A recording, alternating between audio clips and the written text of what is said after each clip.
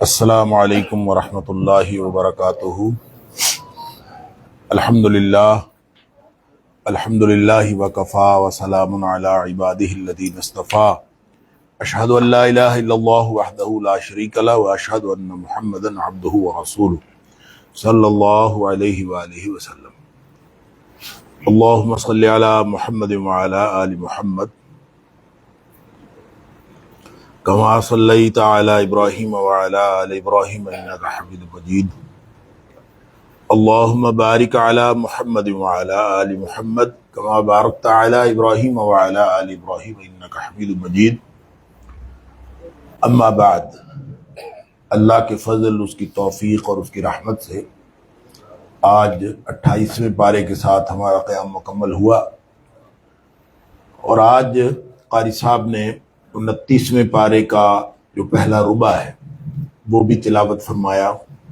دو صورتیں، سورہ ملک اور سورۃ القلب، وہ بھی اس کے اندر سورۃ القلم، تو وہ بھی آج کے پارے میں شامل ہیں، یعنی آج کی پڑھی گئی منزل میں شامل ہیں۔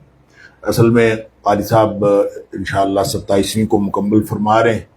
وہ چاہ رہے ہیں کہ آخری دن جو ہے وہ صرف آدھا پارہ رہ جائے، اور کل بھی سوا پارہ پڑھیں گے تو پرسوں کے لیے صرف آدھا پارہ رہ جائے گا، تو اسی وجہ سے آج انہوں نے سوا پارہ پڑھا ہے۔ تو جہاں تک 28ویں پارے کا تعلق، جس میں 9 صورتیں ہیں، اور سورہ مجادلہ، سورہ حشر، سورہ ممتحنہ، سورہ صف، سورہ جمعہ، سورہ منافقون، سورہ تغابن، سورہ طلاق اور سورہ تحریم، اور 2 صورتیں جیسا کہ میں نے عرض کیا 29ویں پارے کی، سورۃ الملک اور سورۃ القلم۔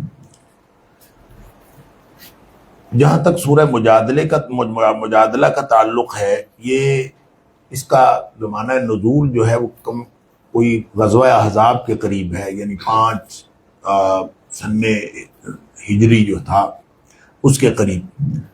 یہ وہ دور تھا جب منافقین کی سازشیں جو ہیں وہ عروج پر تھیں، اور اسی لیے اس میں ایک یعنی ان منافقین کے حوالے سے خصوصی یہاں گفتگو کی گئی ہے، اور خاص طور پہ حضرت زینب رضی اللہ تعالیٰ عنہا کے ساتھ نبی پاک صلی اللہ علیہ وسلم کی شادی بھی انہی دنوں ہوئی تھی، تو اس حوالے سے بھی بڑی منافقین کے ہاں یہ ایک گرم خبر تھی، اور اس پہ گفتگو کیا کرتے تھے اور خفیہ پروپیگنڈے کرتے تھے۔ تو اللہ کریم نے اس صورت کے اندر منافقین کے خفیہ جو پروپیگنڈے ہیں ان کی مذمت بھی فرمائی ہے، اور یہ فرمایا ہے کہ اس طرح کا جو رویہ ہے وہ اسلامی معاشرے کو کھوکھلا کر دیتا ہے، ریاست کمزور ہو جاتی ہے، اور منافقین جو ہیں وہ کس طرح سے ریاست کو کمزور کر رہے تھے ان کا تذکرہ ہے۔ پھر نبی پاک صلی اللہ علیہ وسلم کی مجلس کے آداب بھی ہیں، اور پھر یہ بھی بتایا گیا کہ ایمان کا تقاضا کیا ہے۔ 2 گروہ ہیں اس دنیا میں، انسانوں کے بس 2 ہی گروہ ہیں، ایک اللہ کی فوج ہے اور ایک شیطان کی فوج ہے۔ تو ایمان کا تقاضا یہ ہے کہ ہم سب جو ہیں وہ اللہ کی فوج میں شامل ہو جائیں۔ یہ اہم مضامین ہے اس صورت کے، لیکن آغاز اس سے نہیں ہوا۔ آغاز ایک بڑا ہی کہہ لیجئے کہ ایک ڈائریکٹ ایک مسئلہ تھا۔ ایک صحابیہ جن کا نام خولہ بنت ثعلبہ رضی اللہ تعالیٰ عنہا ہے، ان کے شوہر نے ان کو کہہ دیا تھا کہ تم میرے اوپر میری ماں کی طرح ہے۔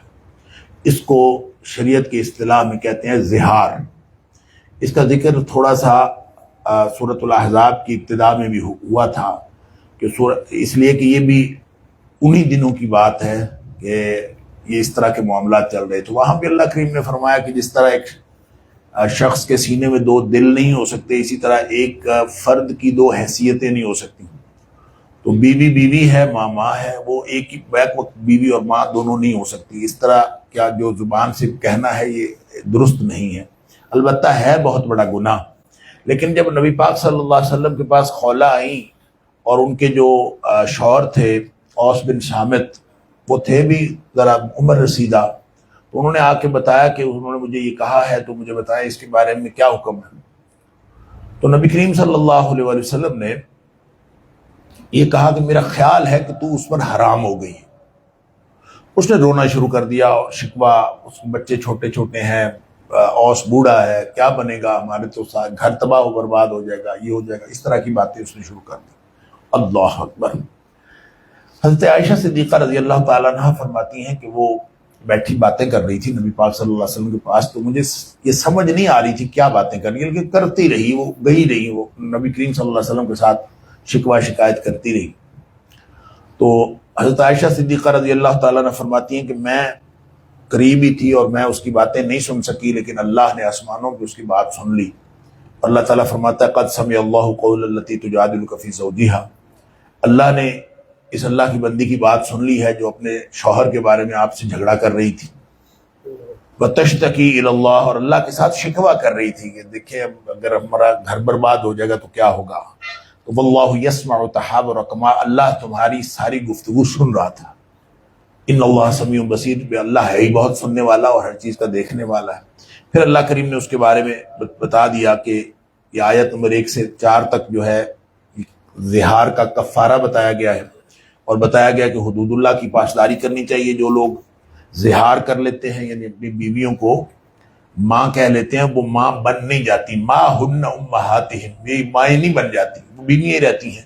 ان امہاتہم الا اللہ ولدنہم، ماں وہی ہوتی جس نے پیدا کیا ہے، اس کے علاوہ کوئی ماں نہیں بنتی۔ البتہ انہم لیقولون منکرا من القول وزورا، بڑی جھوٹ بات کہی اور غلط بات کہی اور بری بات کہی، یہ زبان سے کہنی نہیں چاہیے تھی، یہ جو کہہ دیے پر اب اس کے لیے جو ہے وہ کفارہ ادا کرنا پڑے گا۔ وہ کیا ہے؟ فتحریر رقبۃ من قبل ان یتماسا، یا تو ایک غلام آزاد کرے، یا پھر 2 مہینے کے روزے رکھے، یا پھر 60 مسکینوں کو کھانا کھلائے۔ یہ اگر کر لے گا تو پھر اس کا کفارہ ادا ہو جائے گا، لیکن وہ حرام نہیں ہوئی۔ آگے پھر آیت نمبر 5 سے لے کر 13 تک منافقین کی جو ریاست مخالف سرگرمیاں جو میں نے عرض کیا کہ اس کے اندر اللہ نے بتایا، تو اس کے بارے میں فرمایا کہ ان الذین یحادون اللہ ورسولہ، جو اللہ اور اس کے رسول صلی اللہ علیہ وسلم کی مخالفت کرتے ہیں، یہ سارے تباہ و برباد ہو جانے والے ہیں۔ پھر فرمایا کہ یہ احکام الہی سے بغاوت کرتے ہیں تو ان کے اوپر بڑا سخت رسوا کن عذاب آئے گا، چاہے وہ عوام ہوں، چاہے با اختیار طبقہ یا حکمران ہوں، سب کے اوپر عذاب آ جائے گا اور وہ ہلاک ہو جائیں گے۔ اور پھر ان کو پتہ اس دن چلے گا جب اللہ کریم ساری باتیں ان کو بتائے گا۔ پھر فرمایا کہ جو ہر مجلس ہوتی ہے، تم تو اپنی محفلوں میں مجالس میں گفتگو کر لیتے ہو تو احساس نہیں ہوتا کہ کیا ہو رہا ہے، تو تمہیں یہ پتہ ہونا چاہیے ما یکون من نجوا ثلاثۃ الا هو رابعهم، جہاں بھی 3 لوگ بیٹھے ہوتے ہیں چوتھا اللہ ہوتا ہے، اور جہاں 5 لوگ ہوتے ہیں چھٹا اللہ ہوتا ہے۔ تھوڑے ہوں زیادہ ہوں، کوئی بھی مجلس ہوتی ہے اس میں اللہ اپنے علم کے اعتبار سے وہاں موجود ہوتا ہے ہر مجلس کے اندر، لہٰذا اللہ تعالیٰ کو ڈائریکٹ ہر چیز کا علم ہوتا ہے۔ اللہ اپنی ذات کے اعتبار سے عرش پہ ہے، لیکن علم کے اعتبار سے ہر محفل میں، لہذا فرمایا جو منافقین سرگوشیاں کرتے ہیں یہ قیامت والے دن ثم ینبئہم بما عملوا یوم القیامہ، قیامت والے دن ساری باتیں تمہارے سامنے رکھ دے گا۔ ان اللہ بکل شیء علیم، ساری باتوں کو وہ جانتا ہے۔ آگے پھر ان کی جو منافقین سرگوشیاں کرتے تھے ان کے بارے میں فرمایا کہ یہود بھی کرتے تھے، منافقین بھی کرتے تھے، اصل میں مسلمانوں کو خوف زدہ کرنے کے لیے کرتے تھے۔ جب کوئی مسلمان گزر رہا ہوتا تو آپس میں باتیں کرنا شروع کر دیتے تاکہ دوسرا سمجھے کہ پتہ نہیں یہ کیا کر رہے ہیں، میرے خلاف کوئی بات ہو رہی ہے۔ اسی لیے نبی کریم صلی اللہ علیہ وسلم نے کسی ایسی مجلس میں 2 لوگوں کے آپس میں باتیں کرنے سے منع فرمایا ہے جہاں کل تعداد 3 ہو، 3 لوگوں کی مجلس ہو تو اس میں 2 لوگ آپس میں بات کر کے بے شک آپس میں یہی کہیں کہ آج ہفتہ کے اتوار ہے، لیکن اس سے چھپا کے کہیں گے تو اس کے دل میں یہ بات آئے گی کہ انہوں نے میرے سے چھپا کے کہی ہے، پتہ نہیں کیا میرے خلاف بات ہو رہی ہے۔ لہٰذا یہ اخلاقی طور پر بھی اور نفسیاتی طور پر بہت غلط بات ہے، لہٰذا فرمایا کہ اس طرح کی باتیں نہیں کرنی چاہیے، اور منع کرنے پر بھی نہیں رکتے، اور پھر غلط الفاظ اور غلط طریقے سے نبی پاک صلی اللہ علیہ وسلم کو سلام کرتے، وَإِذَا جَاءُوكَ حَيَّوْكَ بِمَا لَمْ يُحَيِّكَ بِاللَّهِ وَيَقُولُونَ فِي أَنفُسِهِمْ لَوْلَا يُعَذِّبُنَا اللَّهُ بِمَا نَقُولُ۔ نبی پاک صلی اللہ علیہ وسلم کو آگے سلام کہتے تھے تو غلط الفاظ بولتے تھے، مثلا السلام علیکم کہنے کی بجائے السلام علیکم کہتے تھے، اور سام کا معنی ہے موت، السلام کا معنی ہے سلامتی، تمہارے اوپر سلامتی ہو یہ دعا ہے، اور تمہارے اوپر موت ہو یہ بد دعا ہے۔ اور یہ کہہ کے آپس میں بڑے خوش ہوتے تھے کہ دیکھیں ہم نے یہ کہا ہے تو اللہ ہمیں عذاب نازل کیوں نہیں کرتا، اگر یہ سچا نبی ہے تو اللہ ہمارے اوپر عذاب نازل کر دے۔ تو پھر یہی آپس میں وَيَقُولُونَ فِي أَنفُسِهِمْ لَوْلَا يُعَذِّبُنَا اللَّهُ، اللہ تعالیٰ ہمارے اس کہنے پر عذاب کیوں نہیں نازل کرتا۔ اللہ تعالیٰ فرماتا ہے حسبهم جہنم یصلونہا، یہ سارے جہنم میں جائیں گے صرف اس وجہ سے کہ نبی پاک صلی اللہ علیہ وسلم کے شان میں ہرزہ سرائی کرتے ہیں۔ پھر عام مجلس کا ادب بھی بتایا ہے کہ جہاں کہیں بھی بیٹھو تو وسعت اختیار کرو، کوئی نیا آدمی آ جاتا ہے اس کے لیے دائرہ وسیع کر لو، اپنی مجلس وسیع کر لو، فافصحوا یفصح اللہ لکم، تم کشادگی پیدا کرو گے، اللہ تمہارے لیے کشادگی پیدا کرے گا، کوئی بھی آ جاتا ہے۔ تو یہ جو اس طرح کی بات ہے، امام ابن کثیر علیہ الرحمہ نے فافصحوا یفصح اللہ لکم جو ہے، تم کشادگی پیدا کرو اللہ تمہارے لیے کشادگی پیدا کرے گا، اس سے انہوں نے کافی ساری مثالیں قرآن و حدیث سے دی ہیں، جس سے وہ یہ ثابت کرتے ہیں کہ عمل جس طرح کا ہوتا ہے اس کی جزا بھی اسی طرح کی ہوتی ہے، یعنی تم کشادگی پیدا کرو اللہ تمہارے لیے کشادگی پیدا کرے گا۔ اسی طرح حدیث میں آیا کہ نبی پاک صلی اللہ علیہ وسلم فرمایا، جب بندہ اپنے بھائی کی مدد کرتا ہے، جب تک آدمی اپنے بھائی کی مدد پہ ہوتا ہے اللہ اس کی مدد کرتا ہے۔ اسی طرح فرمایا کہ جو اللہ کا گھر بناتا ہے اللہ تعالیٰ اس کا گھر جنت میں بناتا ہے۔ اللہ حضر کے عمل جو ہے اس کی جزا اس کے مشابہ ہوتی۔ بہرحال پھر نبی پاک صلی اللہ علیہ وسلم کے ساتھ بھی لوگوں کو بڑا ہر ایک کا موڈ ہوتا تھا، میں جا کے نبی کریم صلی اللہ علیہ وسلم کے ساتھ تنہائی میں بات کروں۔ اب ایک اللہ کے رسول صلی اللہ علیہ وسلم ہے، بات ہر شخص چاہتا تھا تنہائی میں کرے، تو نبی کریم صلی اللہ علیہ وسلم کو اس سے بڑی دقت ہوتی تھی۔ تو اللہ کریم نے ایک شرط رکھ دی، اللہ نے فرمایا کہ پہلے جو صدقہ کرے گا وہ آ کے نبی کریم صلی اللہ علیہ وسلم سے بات کر سکے، لہٰذا یہ نبی کریم صلی اللہ علیہ وسلم سے بات کرنا مفت نہیں ہے، پہلے صدقہ کرے پھر آ کے بات کرے۔ اللہ اکبر۔ اس پر پھر لوگوں کو تھوڑی سی پریشانی ہوئی، اشفقتم ان تقدموا بین یدی نجواکم صدقات، کہ اب تم ڈر گئے ہو اس بات سے کہ اب تو بات کرنے سے پہلے صدقہ کیا کرنا پڑے گا۔ پھر اللہ تعالیٰ نے پھر تخفیف فرما دی، فَإِن لَّمْ تَجِدُوا فَإِنَّ اللَّهَ غَفُورٌ رَحِيمٌ، کوئی نہیں، اگر تم صدقہ خیرات نہیں کر سکتے تو اللہ تعالیٰ غفور الرحیم۔ آگے آیت نمبر 14 سے 22 تک جو ہے حزب اللہ اور حزب الشیطان کا تذکرہ کیا گیا ہے۔ جو حزب الشیطان ہے، یہ منافقین سارے حزب الشیطان ہیں، کافروں کے ساتھ جڑے ہوئے ہیں، اور منافقین کی کردار کی بات کی گئی ہے کہ یہودیوں کے دوست ہیں، حقیقت میں ان کے بھی دوست نہیں، بظاہر یہودیوں کے دوست ہیں، حقیقت میں ان کے بھی نہیں ہیں، اور جھوٹے لوگ ہیں، جھوٹی قسموں کو آڑ بنانے والے، قیامت کے دن بھی جھوٹی قسمیں کھائیں گے، اور یہ حزب الشیطان ہے، اور یہ سارے کے سارے الا ان حزب الشیطان هم الخاسرون، جو شیطان کی فوج ہے یہ سارے کے سارے خسارہ پانے والے ہیں۔ پھر آگے حزب اللہ کی بات کی ہے، وہ لوگ جو اللہ کے لیے رشتہ داروں کو ناراض کر لیتے ہیں، ہر ایک کو ناراض کر لیتے ہیں، لیکن اللہ اور اس کے رسول صلی اللہ علیہ وسلم کو راضی کرنے کے لیے وہ اپنی پوری زندگی لگا دیتے ہیں۔ اللہ تعالیٰ فرماتا ہے کہ چونکہ انہوں نے ساری دنیا کو ناراض کیا ہے میرے لیے، رضی اللہ عنہم ورضوا عنہ، اللہ ان سے راضی ہو گیا، وہ اللہ سے راضی ہو گئے۔ اولئک حزب اللہ، یہ ہے اصل میں اللہ کی فوج، اور الا ان حزب اللہ هم المفلحون، یہ کامیاب لوگ ہیں۔ گویا ہر وقت لائن اپ ہو رہا ہوتا ہے ان دونوں فوجوں کا، کسی بھی وقت آپ نے اپنے عمل کو دیکھیں کہ آپ کس فوج میں جا رہے ہیں۔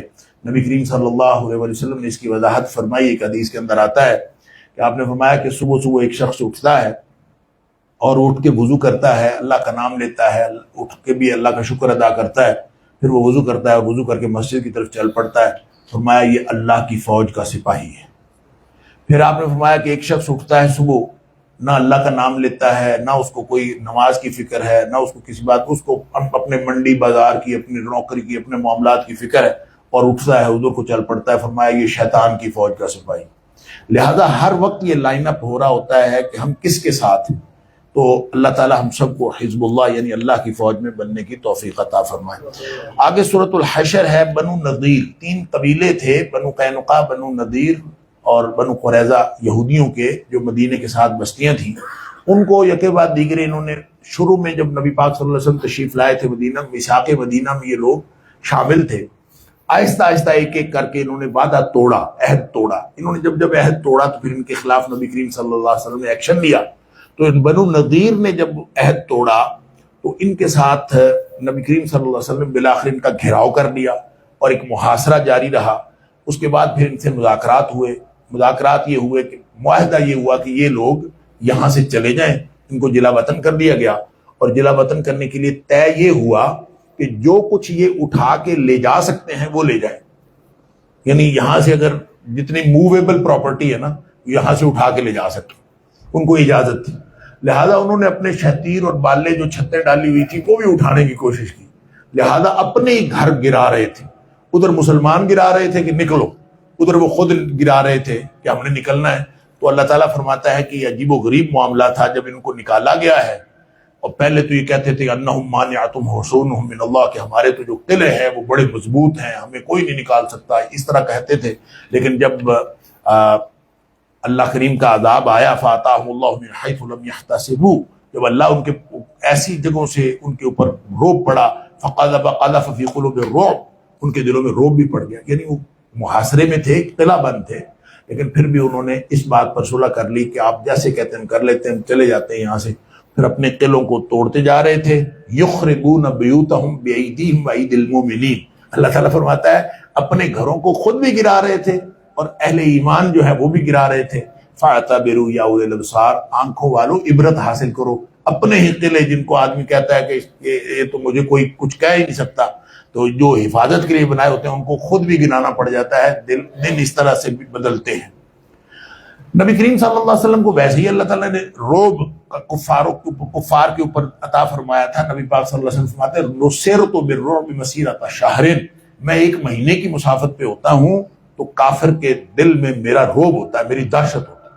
اور یہ دہشت اللہ نے اہل ایمان سے بھی وعدہ کیا ہے. سنلقی فی قلوب الذین کفروا الرعب، قرآن کے اندر اللہ تعالیٰ فرماتا ہے ان قریب ہم کافروں کے دلوں میں تمہارا روب ڈال دیں، تمہاری دہشت ڈال دیں. تو جب کوئی شخص اللہ کا بن جاتا ہے تو اللہ اپنے دشمن کے دل میں اس کا روب ڈال دیتا. حضرت ثوبان رضی اللہ تعالیٰ عنہ حدیث میں آتا ہے قرب قیامت نبی پاک صلی اللہ علیہ وسلم نے فرمایا کہ تمہارا روب بھی دشمن کے دلوں سے نکل جائے گا اور تم تو ایسے ہو جاؤ گے جیسے یہ خس و خاشاک سیلاب کے آگے بہنے والے ہیں وہ ہو جاؤ گے. صحابی کہتا ہے اللہ کے رسول صلی اللہ علیہ وسلم ہم تھوڑے ہوں گے؟ فرمایا نہیں، تم تو بہت زیادہ ہو، لیکن تمہاری حیثیت کچھ نہیں ہو. وجہ کیا؟ فرمایا تمہارے دل میں ایک وہن کی بیماری آئے گی، اس کی وجہ سے سارا کام ہوگا. وہ وہن کیا ہے؟ فرمایا حب الدنیا و کراہیت الموت، دنیا کی محبت اور موت سے نفرت. جب یہ انسان کو ہو جائے، زندہ کامیابی روب سب کچھ اس چیز کے ساتھ جڑا ہے کہ انسان اپنی زندگی اور موت اللہ کے سپرد کر دے. جب اس نے اللہ کے سپرد، زندگی تو موت اللہ کے ہاتھ میں ہے. کوئی آدمی ساری دنیا بھی آپ کو مارنا چاہے نہیں مار سکتی. لہذا جب تک انسان اس اصول پر قائم رہتا ہے اور اللہ پر یقین رکھتا ہے تو اس کو اللہ تعالیٰ روب عطا فرماتا ہے، وگرنہ ختم ہو جاتا ہے. فرمایا اللہ اور اس کے رسول صلی اللہ علیہ وسلم. اچھا ایک واقعہ یہ ہوا، بنو نذیر کے جو قلعے تھے نا ارد گرد، درخت تھے وہاں، بہت کھجوروں کے درخت تھے. درخت کاٹنا، خاص طور پر پھلدار درخت کاٹنا جنگ میں بھی منع ہے. لیکن جب محاصرہ کیا ہوا تھا تو نبی پاک صلی اللہ علیہ وسلم نے کچھ درخت کاٹنے کا حکم دیا. یہ کاٹ دو، یہ چھوڑ دو، یہ کاٹ دو، یہ چھوڑ دو، یہ کاٹ دو، یہ چھوڑ دو. کچھ لوگوں کے دلوں میں خیال آیا کہ جنگ میں بھی پھلدار درخت تو نہیں کاٹتے، یہاں جنگ بھی کوئی نہیں ہو رہی ہے، صرف محاصرہ ہی ہے، تو نبی کریم صلی اللہ علیہ وسلم حکم دیے جا رہے ہیں کہ یہ کاٹ دو. تو ان کے دل میں خیال آیا کہ کیوں حکم دیا. اللہ تعالیٰ فرماتا ہے کہ ما قطعتم من لینۃ او ترکتموها قائمۃ علی اصولها، یہ جو تم نے درخت کچھ کاٹے ہیں کچھ چھوڑے ہیں، فباذن اللہ، یہ اللہ کے حکم سے ہوا ہے. یعنی نبی کریم صلی اللہ علیہ وسلم کے حکم سے نہیں ہوا، اللہ کے حکم سے ہوا ہے. اس کا مطلب کیا ہے؟ اس کا مطلب ہے جو بات نبی کریم صلی اللہ علیہ وسلم کہیں آپ کا فرمایا ہوا اللہ ہی کا حکم ہوتا ہے. اور اگر کوئی شخص یہ نہ سمجھے، اسی طرح آگے فرمایا ما آتاکم الرسول فخذوہ وما نہاکم عنہ فانتہوا، جو اللہ کے رسول صلی اللہ علیہ وسلم تمہیں دے وہ لے لو، جو نہ دے وہ نہ لو. اسی پر عبداللہ بن مسعود رضی اللہ تعالیٰ نے خاتون سے کہا تھا نا کہ اللہ نے جوڑا کرنا منع کیا. وہ خاتون کہتی ہے میں نے تو پورا قرآن پڑھا ہے، جوڑے کا تو ذکر ہی نہیں ہے قرآن میں، تو تم کیسے کہتے ہو کہ جوڑا کرنا اللہ نے منع کیا؟ تو انہوں نے فرمایا کہ قرآن میں یہ نہیں پڑھا وما آتاکم الرسول فخذوہ وما نہاکم عنہ فانتہوا، جو اللہ کے رسول صلی اللہ علیہ وسلم دے وہ لے لو، جسے منع کرے اسے روک دو. کہتے یہ تو پڑھا ہے. انہوں نے کہا کہ نبی پاک صلی اللہ علیہ وسلم نے منع کیا جوڑا نہیں کرنا، تو اس کا مطلب ہے اللہ نے منع کیا. لہذا یہ جو درخت کاٹنے نہ کاٹنے کا حکم ہے یہ پورے قرآن میں کہیں نہیں ہے. اس کا مطلب یہ ہے، اس کا ایک معنی تو یہ ہے کہ نبی پاک صلی اللہ علیہ وسلم کا حکم بھی اللہ ہی کا حکم ہے.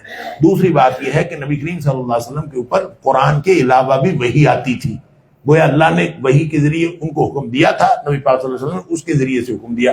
اس لیے سورہ نجم میں ہم کل پڑھائے ہیں وما ينطق عن الهوى ان هو الا وحی یوحى، نبی کریم صلی اللہ علیہ وسلم بولتے ہی اس وقت تھے جب اللہ کی طرف سے وحی آتی تھی.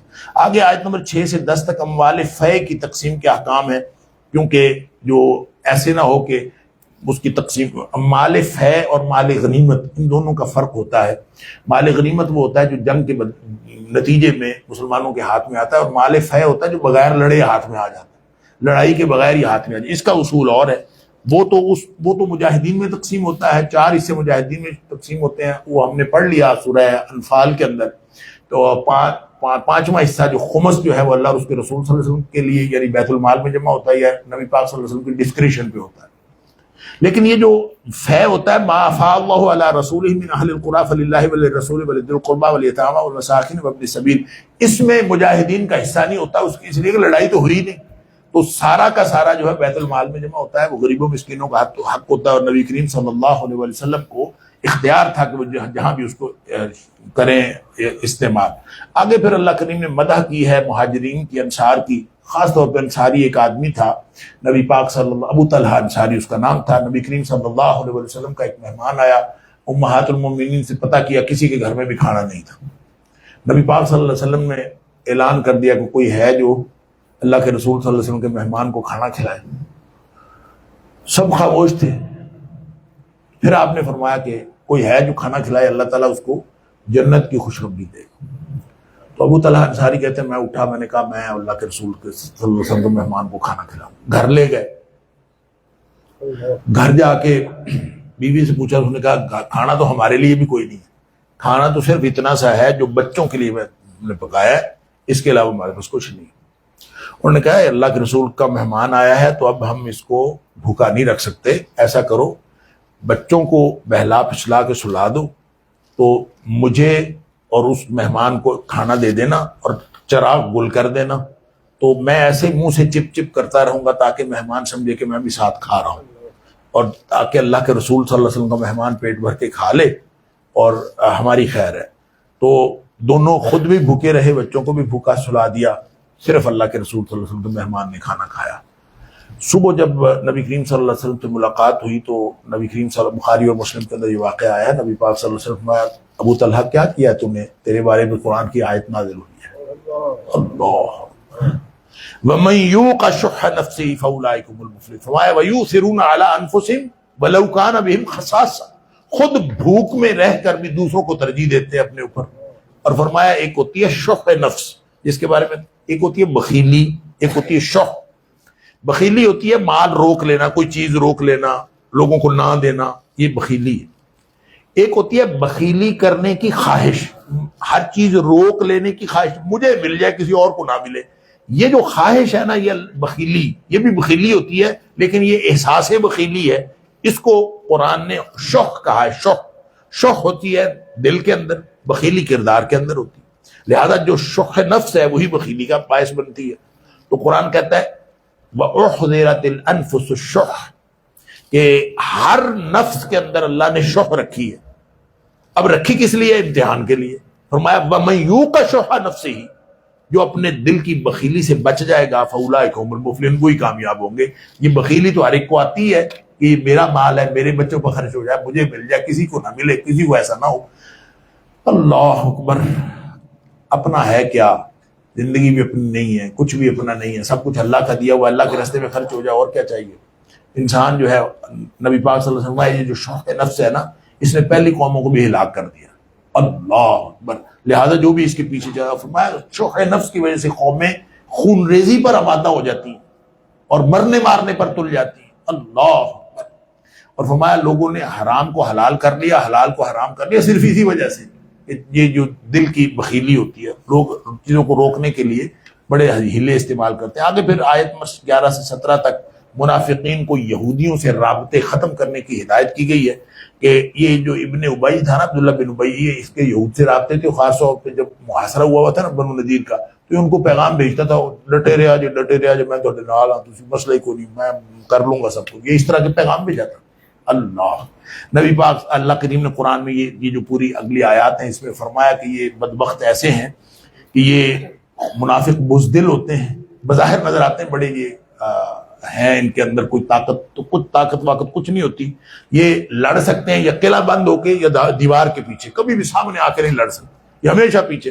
جو اپنا کفر ظاہر نہیں کر سکتا، اس کے پاس اتنی اخلاقی جرت نہیں ہوتی کہ اپنے کفر کو ظاہر کر لے، وہ ظاہر لڑائی کیسے کر سکتا. پھر فرمایا کہ یہ جو تحسبہم جمیعا وقلوبہم شتیٰ، یہ بدبخت کسی کے بھی نہیں ہوتے، منافقین جو ہیں آپس میں تمہیں اکٹھے نظر آتے ہیں، وقلوبہم شتیٰ، یہ آپس میں بھی ایک دوسرے سے خلاف ہی ہوتے ہیں، کوئی ایک دوسرے کا نہیں ہوتا.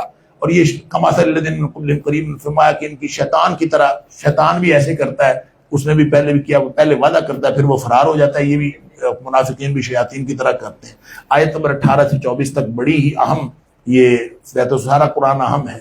یا ایھا الذین آمنوا، یا ایھا الذین آمنوا اتقوا اللہ ولتنظر نفس ما قدمت لغد. اللہ، بڑی اہم آیات ہیں کہ ہر شخص کو آج اس بات کا دھیان کر لینا چاہیے کہ اس نے آگے کیا بھیجا ہے، اس کی فکر آج کر لیں. اللہ اکبر. اور ان لوگوں کے طرح نہ ہو جو جنہوں نے اللہ کو بھلا دیا تھا اور اللہ نے بھی ان کو بھلا دیا. اور فرمایا کہ قرآن تو ایک ایسی کتاب ہے کہ اگر یہ پہاڑ پر نازل ہوتا تو پہاڑ اللہ کے خوف سے پھٹ جاتا، وہ اپنا وجود برقرار نہ کر رکھ سکتا. نبی کریم صلی اللہ علیہ وسلم، یہ عظمت قرآن بھی ہے، عظمت رسول بھی ہے کہ قرآن اگر پہاڑ پر بھی، پہاڑ سخت ترین مخلوق، اس پر بھی نازل ہوتا تو پہاڑ ریزہ ریزہ ہو جاتا، ختم ہو جاتا. کہاں نازل ہوا تو وہ ریزہ ریزہ نہیں ہوا، نبی پاک صلی اللہ علیہ وسلم کے قلب اطہر پہ نازل ہوا تو ان کو کچھ بھی نہیں ہوا. اس کا تحمل صرف نبی پاک صلی اللہ علیہ وسلم کا قلب اطہر ہی کر سکتا تھا. اور پہاڑ پر نازل ہوتا وہ ریزہ ریزہ. نبی پاک صلی اللہ علیہ وسلم کو وہ جو حدیث ہے بخاری شریف میں کہ جب پہلی وحی آئی تھی تو نبی پاک صلی اللہ علیہ وسلم کپ کپی طاری ہو گئی، بخار سا ہو گیا، ورقہ بن نوفل کے پاس لے گئے. لوگ کہتے ہیں کہ دیکھیں نبی پاک صلی اللہ علیہ وسلم کی شاید اس میں تنقیص ہو رہی ہے، نعوذ باللہ من ذالک، کہ وحی آئی تھی، بخار ہونے کی کیا بات ہے. اور وہی ایسی چیز ہے کہ پہاڑ پر نازل ہوتی تو وہ ریزہ ریزہ ہو جاتا. نبی کریم صلی اللہ علیہ وسلم کو تو کچھ بھی نہیں ہوا، ذرا سا بخار ہی ہوا تھا. آپ کے قلب اطہر نے اس کا تحمل کیا ہے. گویا یہ دراصل نبی پاک صلی اللہ علیہ وسلم کی شان بیان کرتی ہے یہ حدیث کہ نبی کریم صلی اللہ علیہ وسلم اس کو تحمل کیا اور کچھ بھی نہیں ہوا، کوئی ریزہ ریزہ نہیں ہوئے، کچھ نہیں ہوئے. نبی پاک صلی اللہ علیہ وسلم قائم رہے. آگے پھر صفات الہیہ کے ذریعے عظمت و کبریائی کا ذکر کیا اللہ تعالیٰ کی، تاکہ خشیت الہی پیدا ہو. اس کے بعد سورہ ممتحنہ ہے. سورہ ممتحنہ میں اسلامی ریاست سے وفاداری کا حکم. 3 باتیں ہیں اس میں سمجھ لیجئے. اسلامی ریاست سے وفاداری کا حکم، اسلامی ریاست کی شہریت و خارجہ پالیسی کا ذکر، اور ابراہیم علیہ السلام کی طرح کافروں سے قطع تعلقی کا حکم. یہ 3 اہم مضامین ہیں. لیکن آغاز اس بات سے ہوتا ہے، ایک واقعہ ہوا تھا. حاتم بن ابی بلتع رضی اللہ تعالیٰ عنہ ایک بدری صحابی تھے، بڑے جلیل القدر صحابی تھے. جب فتح مکہ کے لیے نبی پاک صلی اللہ علیہ وسلم مکہ پر فوج کشی کرنی تھی تو یہ اس کو خفیہ رکھا ہوا تھا، بتایا کسی کو نہیں تھا.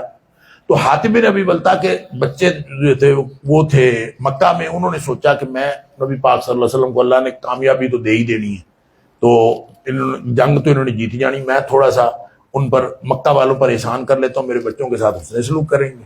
تو انہوں نے خط لکھ کے نا ایک لونڈی سارا نامی لونڈی کو دیا کہ جاؤ جا کے ان کو اطلاع دے دو کہ نبی پاک صلی اللہ علیہ وسلم تمہارے اوپر حملہ کرنے والے.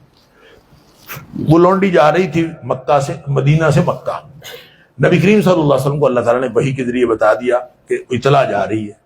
نبی کریم صلی اللہ علیہ وسلم نے 3 صحابہ کو، زبیر بن عوام رضی اللہ تعالیٰ، حضرت علی رضی اللہ تعالیٰ عنہ، اور تیسرے جو تھے مقداد تھے یا پھر ابو مرثد غنوی رضی اللہ تعالیٰ عنہ.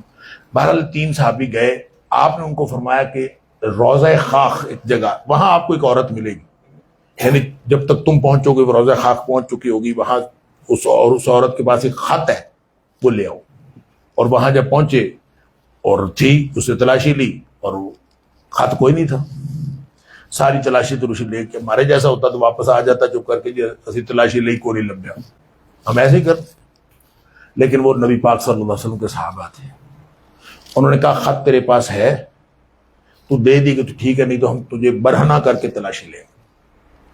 اس لیے کہ نبی کریم صلی اللہ علیہ وسلم نے فرمایا کہ اس کے پاس خط ہے، تو خط تو ہے، ہمیں نہیں ملا تو اس کا مطلب یہ نہیں ہے کہ خط نہیں، خط تو ہے، یہ یقین.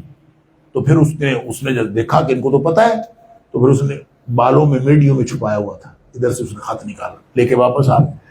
ایک رولا پڑ گیا کہ یہ تو اب حاتم کا کیا بنے. عمر فاروق رضی اللہ عنہ کا اس کا مطلب یہ تو منافق ہے، اس کو گردن اتار دیں. یہ کہتے ہیں نبی پاک صلی اللہ علیہ وسلم نہ، تمہیں کیا پتا، اللہ نے بدری صحابہ کے سارے گناہ اگلے پچھلے معاف کر دیے، اس لیے ان کو کچھ نہیں کہنا. البتہ ایک قانون بنا دیا کہ مخبری کرنا بہت ہی غلط کام ہے، اور جن بیوی بچوں کے لیے تم مخبری کر رہے ہو یہ تمہارے قیامت والے دن خود دشمن ہوں گے. یعنی یہ کوئی کسی کے کام نہیں آئے گا. ہر ایک نے نفسا نفسی اپنی قبر میں جانا ہے، اور اپنے کسی بچے نے، کسی اولاد نے، کسی نے کسی کے کام نہیں آنا. لہذا اسلامی ریاست سے وفاداری کا تذکرہ آیت نمبر 1 سے لے کے 6 تک منع فرمایا کہ ایسا واقعہ آئندہ کبھی نہیں ہونا چاہیے. اور پھر یہ جو کفار ہیں یہ کبھی تمہارے دشمن ہو ہی نہیں سکتے، اور جس اولاد کے لیے کام کیا ہے آخرت میں وہ کام آنے والی نہیں. پھر ابراہیم علیہ السلام کا اسوہ بتایا ہے، انہوں نے کفر سے برات کا اظہار کیا تھا. اذ قالوا لقوم انا براء منکم ومما تعبدون من دون اللہ کفرنا بکم وبدا بیننا وبینکم العداوۃ ولا والبراء. اس کو کہتے ہیں کہ کسی کے اندر کفر ہو، شرک ہو، قوم کو چھوڑ دینا چاہیے. کسی کے اندر توحید ہو، نیکی ہو، ان کو پکڑ لینا چاہیے. لہذا رشتہ داری یا دشمنی اس کو کہتے ہیں عقیدہ ولا والبراء.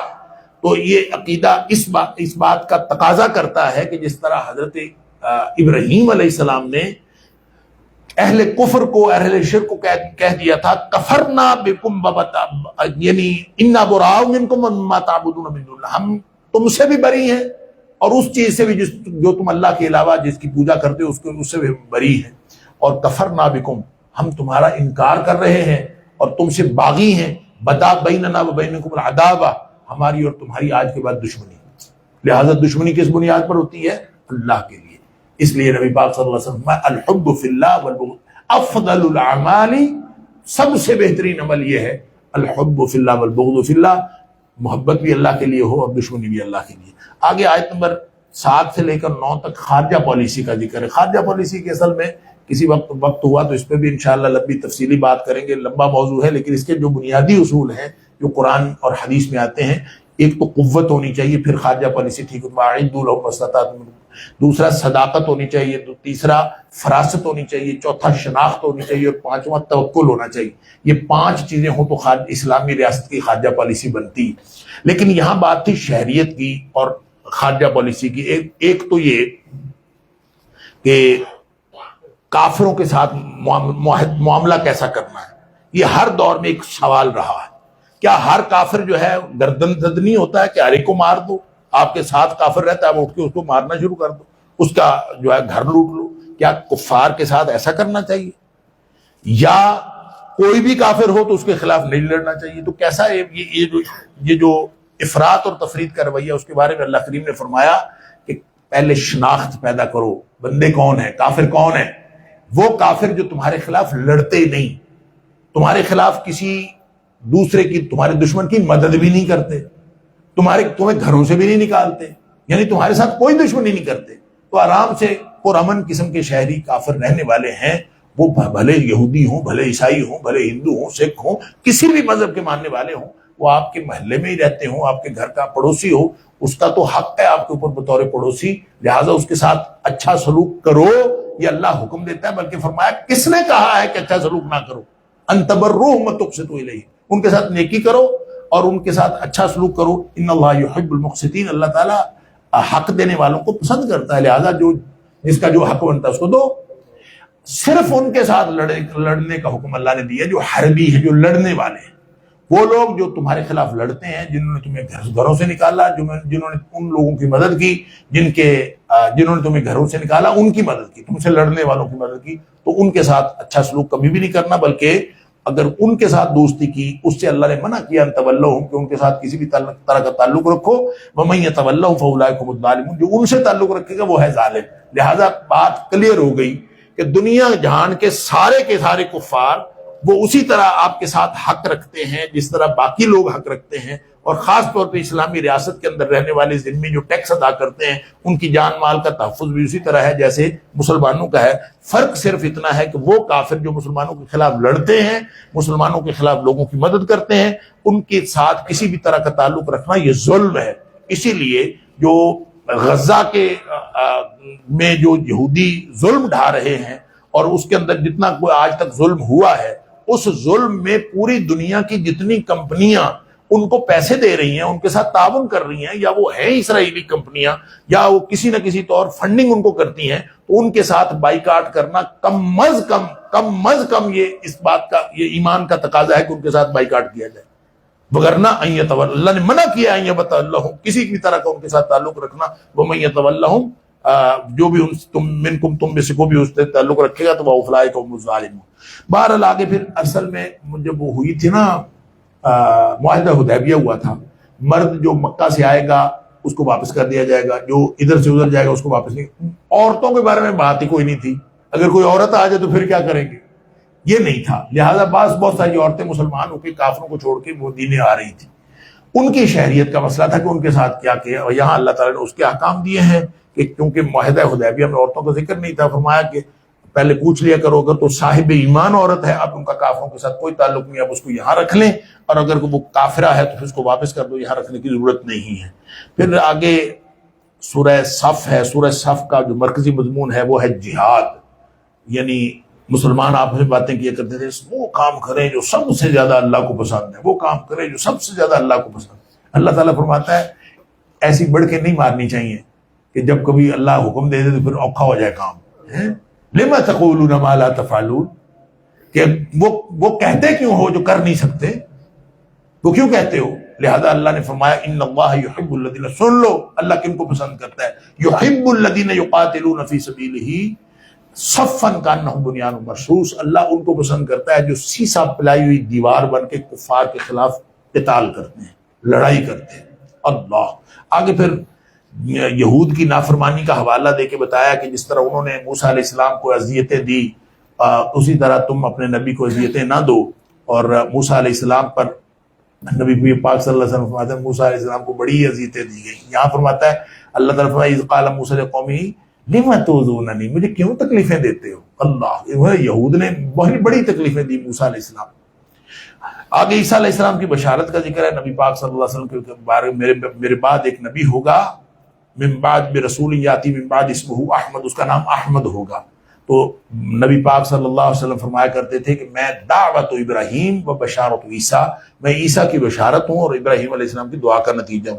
آگے غلبہ اسلام کی بشارت دی ہے، والذی ارسل رسولہ بالہدی ودین الحق لیظہرہ علی الدین کلہ، اس نے ہدایت دین حق بھیجا نبی پاک صلی اللہ علیہ وسلم کو دے کر، اس لیے کہ لیظہرہ علی الدین کلہ، ساری دنیا کے اوپر غالب آ جائے۔ اور غالب آنے کے لیے طریقہ کیا ہے؟ فرمایا کہ ایک تجارت ہے، هل ادلکم علی تجارت، سودے بازی کرنی کر لو، اپنا جان مال لگا دو اللہ کے رستے میں، یعنی اللہ پر ایمان رکھو، اللہ کے رسول صلی اللہ علیہ وسلم پر ایمان رکھو، مال اور جان، یہ چار کام کر لو، اس کے نتیجے میں اللہ تمہیں جنت عطا فرما دے گا۔ بتاؤ سودا منظور ہے کہ نہیں منظور؟ اللہ اکبر۔ تنجیکم من عذاب علیم، یہ تمہیں سارے عذابوں سے بچا دے گا۔ آگے پھر فرمایا اللہ کے مددگار بن جاؤ، کامیابی تمہارا مقدر ہے۔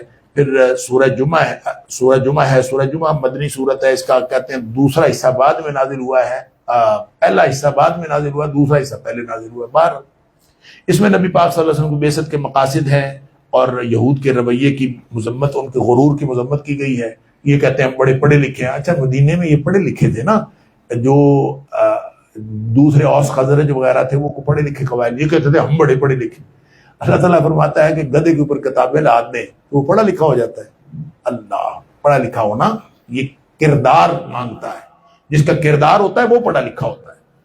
اور فرمایا کہ یہ وہ لوگ تو وہ ہیں کہ مثل الذین حملوا التوراۃ ثم لم يحملوها كمثل الحمار يحمل اسفارا، ان کو تورات دی گئی تھی، انہوں نے تورات اپنے کردار میں شامل نہیں کی، لہٰذا ان کی مثال تو ایسے ہی ہے جیسے گدھے کے اوپر کتابیں لاد دی گئی۔ فرمایا کہ ان کو یہودی کہتے ہیں، ہم اللہ کے بڑے پیارے، ان کو کہو موت مانگو، جو سورہ بقرہ میں فرمایا تھا، یہاں بھی فرمایا کہ ان کو کہو ان زعمتم انکم اولیاء للہ من دون الناس، تم اگر سمجھتے ہو تم اللہ کے دوست ہو دوسرے لوگوں کے مقابلے میں، فتمنوا الموت ان کنتم صادقین، موت مانگ کے دیکھو تو ذرا۔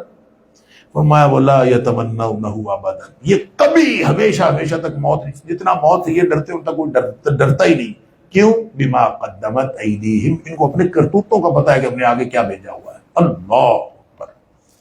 آگے پھر آیت نمبر 9 سے 11 تک جمعے کا اہتمام، فرمایا توازن و اعتدال سے۔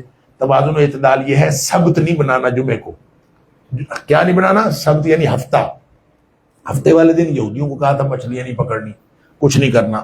ہمارے اس دین میں جو دین اسلام نبی پاک صلی اللہ علیہ وسلم کا دین ہے، اس شریعت کے اندر بڑی ایک اعتدال کی ہمیں حکم دیا گیا ہے۔ اعتدال کیا ہے؟ کہ جمعہ بھی پڑھنا ہے، کاروبار بھی کرنا ہے، کاروبار منع نہیں ہے، کاروبار کرو، دکانوں پہ بیٹھو، مارکیٹ میں جاؤ، جو ہی ادھر سے اذان ہو کاروبار بند کرو اور مسجد میں آ جاؤ۔ فَإِذَا قُضِيَتِ الصَّلَاةُ فَانتَشِرُوا فِي الْأَرْضِ، جب نماز پڑھ لو تو پھر باہر نکل جاؤ۔ گویا کہ خرید و فروخت بند نہیں کرنی، وہ کرنی ہے اور وہ اس وقت بند کرنی ہے جب اللہ کا حکم آ جائے، اور اگر اللہ کے حکم آنے پر تم بند نہیں کرو گے تو رزق اس کے ہاتھ میں ہے، تم قید سالی کا شکار ہو جاؤ گے۔ آگے سورہ منافقون ہے۔ غزوہ بنو مصطلق سے واپسی پر ایک انصاری کی ایک مہاجر کے ساتھ لڑائی ہوئی تھی۔ سنان جوہنی انصاری تھا اور جہجہ غفاری جو ہے یہ تھا کیا کہتے ہیں مہاجر۔ ان کی لڑائی ہوئی، لڑائی کے نتیجے میں اس نے عبداللہ بن ابی ساتھ تھا، اس نے کہا لَيُخْرِجَنَّ الْأَعَزُّ مِنْهَا الْأَذَلَّ، مدینے پہنچ کے ہم دیکھتے ہیں یہ ایسی کی تیسی ہم ان کو مہاجروں کو نکال دیں گے، عزت والا ذلت والے کو نکال دے گا۔ اس طرح کی صرف بڑی ہرزہ سنائی کی، بڑی بکواس اس نے کی۔ آپس میں بیٹھے ہوئے تھے سارے منافق، انہوں نے باتیں کی۔ زید بن ارقم رضی اللہ تعالیٰ عنہ ایک صحابی تھے، نوجوان تھے، بھی چھوٹے بچے تھے، انہوں نے ساری باتیں سن لی۔ انہوں نے جا کے نبی پاک صلی اللہ علیہ وسلم کو بتایا کہ عبداللہ بن ابی یہودی یہ منافقین سارے اس طرح کی باتیں کر رہے۔ نبی پاک صلی اللہ علیہ وسلم اس کو بلا کے پوچھا، وہ صاف مکر گیا، اس نے کہا جھوٹ ہے یہ تو، وہ بچے کو جھوٹا کر دیا۔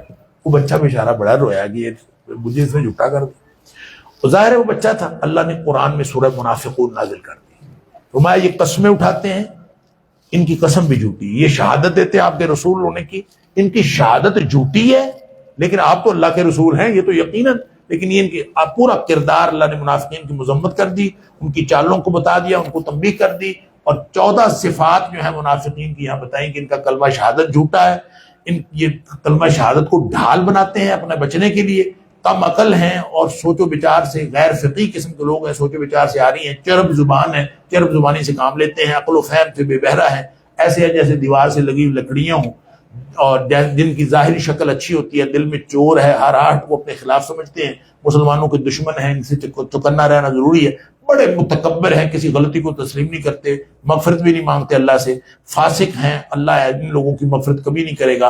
نبی پاک صلی اللہ علیہ وسلم کی دعا کے باوجود بتا دیا تھا کہ اگر آپ ان کے لیے 70 دفعہ بھی استغفار کریں گے تو میں نے کوئی نہیں بخشنا۔ اللہ بخیل ہے، پرلے درجے کے خرچ نہیں کرتے بلکہ لوگوں کو روکتے ہیں کہ نبی پاک صلی اللہ علیہ وسلم کو دین پر خرچ نہ کرو، اپنے آبا کو اپنے آپ کو بڑے باعزت سمجھتے ہیں اور مال و دولت کی محبت میں گرفتار ہیں، اللہ کے ذکر سے غافل ہے۔ یہ 14 خصوصیات بتائیں، پھر آگے اللہ کریم نے آیت نمبر 9 سے 11 تک نفاق کی بیماری کا علاج بتایا ہے۔ نفاق کی بیماری کا علاج پتہ کیا ہے؟ نفاق سے بچنے کا علاج ہے انفاق۔ نفاق ختم کرنا ہو تو انفاق کرو، یعنی اللہ کے راستے میں خرچ کرو، تمہیں اللہ کو یاد کرو۔ یا ایھا الذین آمنوا لا تلھکم اموالکم ولا اولادکم عن ذکر اللہ، تمہارے مال اور تمہاری اولادیں تمہیں اللہ کے ذکر سے غافل نہ کر دیں۔ اور جو غافل ہو گیا وہ خاسر ہے، وہ گھاٹا پانے والا ہے، اور جو کچھ اللہ نے دیا اس میں سے اللہ کے راستے میں خرچ کرو۔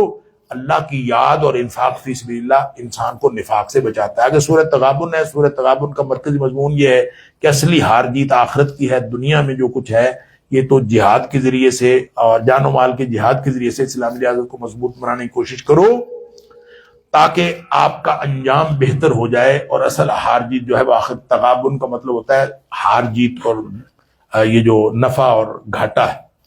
اور اس صورت کے آخر پہ فرمایا رشتہ داروں کی بجائے دین کو ترجیح دینی چاہیے، اور جو اگر اس کے لیے ہجرت کرنا پڑے، جہاد کرنا پڑے، سب کچھ کر دینا، مال اولاد آزمائش ہیں، اور اس آزمائش سے انما اموالکم واولادکم فتنہ، مال بھی اولاد بھی سب آزمائش ہے، واللہ عندہ اجر عظیم۔ لہٰذا جتنی کوشش ہے فاتقوا اللہ ما استطعتم، اللہ سے ڈرتے رہنا چاہیے۔ آگے طلاق کے احکام ہے سورہ طلاق کے اندر۔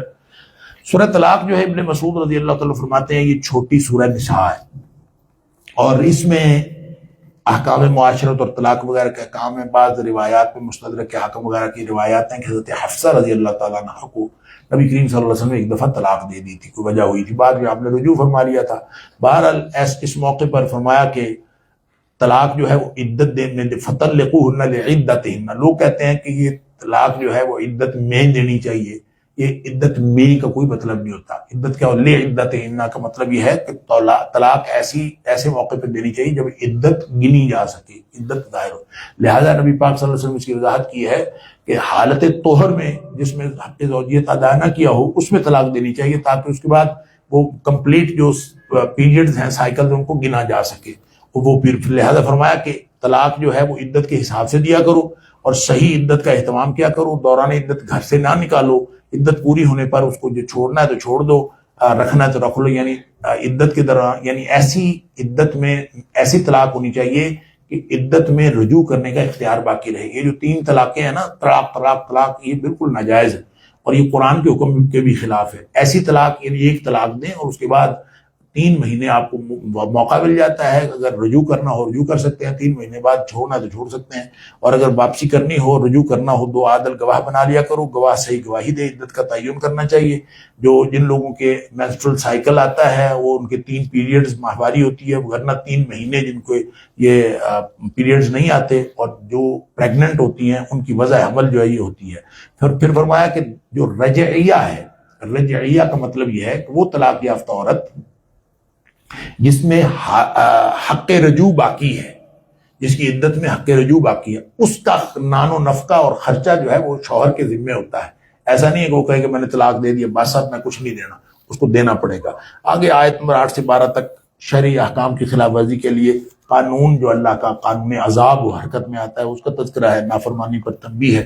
اللہ سے ڈرو اور رسول صلی اللہ علیہ وسلم کی بات مان لو. دلائل توحید پہ یہ صورت مکمل ہوتی ہے. آخری صورت جو اس بارے کی ہے وہ ہے سورہ تحریم. اور سورہ تحریم کے پیچھے بھی ایک واقعہ، اس کو سورۃ النبی بھی کہتے ہیں، کیونکہ نبی پاک صلی اللہ علیہ وسلم لما تحرم ما احل اللہ لک، اے حبیب صلی اللہ علیہ وسلم آپ وہ بات حرام کیوں کرتے ہیں جو اللہ نے آپ کے لیے حلال کی. ہوا یہ تھا کہ نبی پاک صلی اللہ علیہ وسلم آپ کا معمول یہ تھا کہ روزانہ عصر کے بعد آپ جب مدینہ طیبہ میں موجود ہوتے تھے تو آپ اپنی ساری ازواج مطہرات کی طرف تھوڑی تھوڑی دیر چکر لگاتے تھے، اور پھر مغرب کے بعد آپ اس زوجہ محترمہ کی طرف چلے جاتے تھے جن کی باری ہوتی تھی. تو وہ تھوڑی تھوڑی دیر سب کے ساتھ جاتے تھے. ساری جو امہات المومنین تھی وہ انتظار کرتی رہتی تھی کہ ہمارے پاس آئیں گے. تو حضرت زینب کے پاس تھوڑا سا ٹائم زیادہ لگتا تھا. تو وہ اس کی وجہ یہ تھی کہ وہ شہد انہوں نے رکھا ہوا تھا اور وہ شہد کا شربت بنا کے نبی پاک صلی اللہ علیہ وسلم کو پلاتی تھی. آپ کا ادھر وقت تھوڑا سا زیادہ لگ جاتا تھا. تو بیویوں نے حضرت حفصہ اور حضرت عائشہ رضی اللہ تعالیٰ عنہ نے آپس میں پروگرام بنایا کہ تیرے پاس آئے تو تو نے کہنا ہے، میرے پاس آئے تو میں نے کہنا ہے، کہ آپ سے مغافیر کی بو آتی. مغافیر ایک طرح کا نا گوند ہوتا تھا درخت کا بدبودار. نبی پاک صلی اللہ علیہ وسلم کی طبیعت بڑی نفیس تھی. آپ بڑے حیران ہو، اچھا مغافیر کی بو آتی، پیتا تو میں شہد ہوں. ایک نے کہا مغافیر کی بو آتی، دوسرے کہا مغافیر کی بو آتی. نبی پاک صلی اللہ علیہ وسلم کو یقین ہو گیا کہ شاید پھر آتی ہوگی. آپ نے حفصہ رضی اللہ تعالیٰ سے کہا کہ آج کے بعد میں نے شاید نہیں پینا. اچھا حفصہ بڑی دل میں راضی ہوئی ہوگی. اس نے جا ساتھ نبی پاک صلی اللہ علیہ وسلم نے حفصہ کو کہا کہ یہ بات کسی کو بتانی نہیں، میں نے شہد نہیں پینا لیکن یہ بتانا نہیں. اس نے جا کے اس سہیلی کو تو بتانا تھا جس کے ساتھ پروگرام بنا تھا. جا کے انہوں نے حضرت عائشہ رضی اللہ عنہ کو بتا دیا کہ نبی پاک صلی اللہ علیہ وسلم نے قسم اٹھا لی ہے. اللہ تعالیٰ نے بدریہ وحی نبی کریم صلی اللہ علیہ وسلم کو بتا دیا کہ انہوں نے آپس میں گڑبڑ کی ہوئی ہے. انہوں نے بتا دیا اس کو. اللہ نبی کریم صلی اللہ علیہ وسلم نے حفصہ سے پوچھا بتا دیا ہے نا؟ حیران ہو گئی. آپ کو کس نے بتایا؟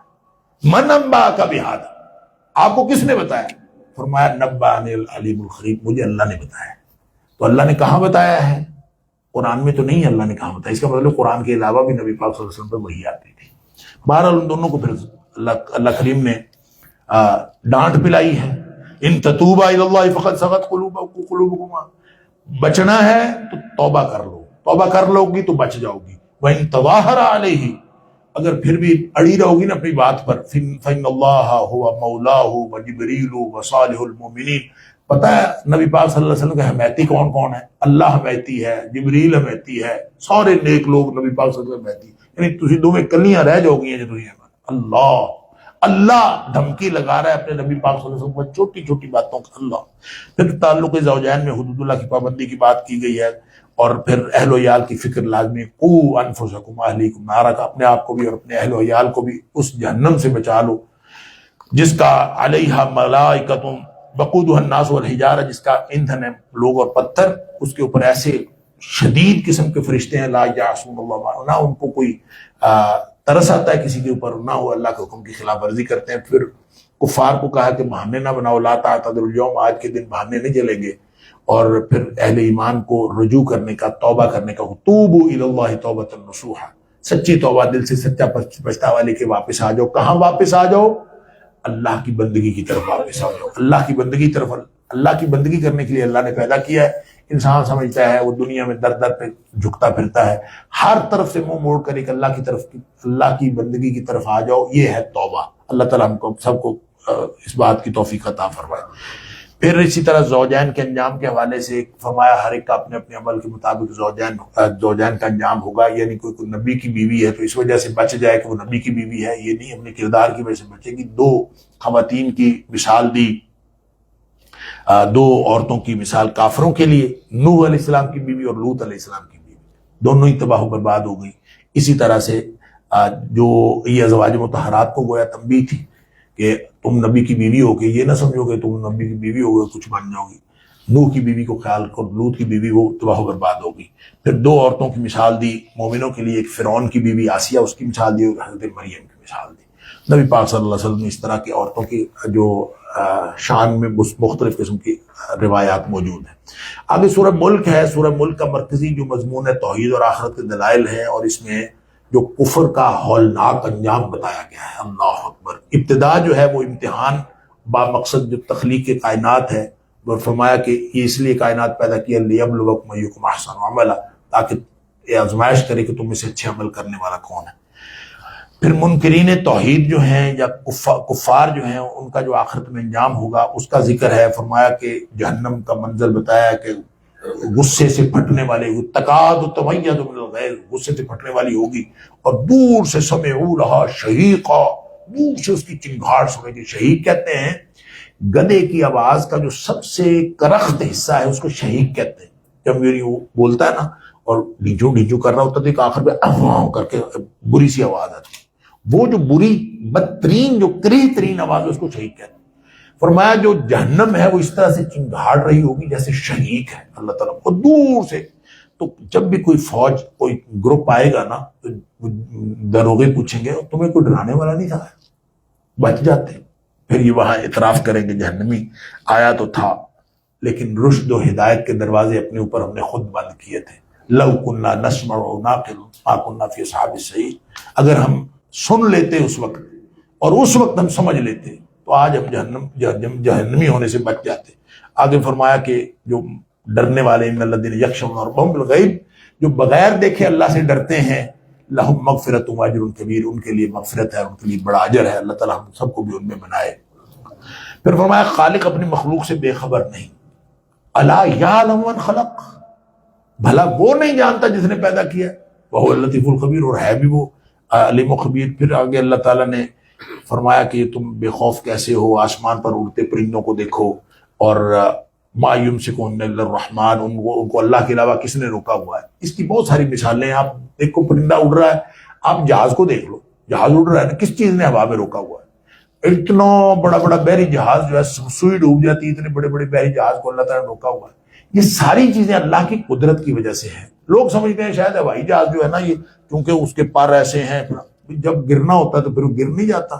اس بات پر یقین ہے وہ جو ٹیکنالوجی بنا کے انہوں نے کہا جی اب یہ مشین جہاز یہ اس کے پاس اس کے اندر انجن لگے ہوئے اڑے گا تو یہ اب اڑ جائے گا، اس پر یقین ہونے سے 200 250 400 افراد جو ہیں جہاز میں سوار ہو جاتے ہیں۔ اللہ پر یقین کوئی نہیں۔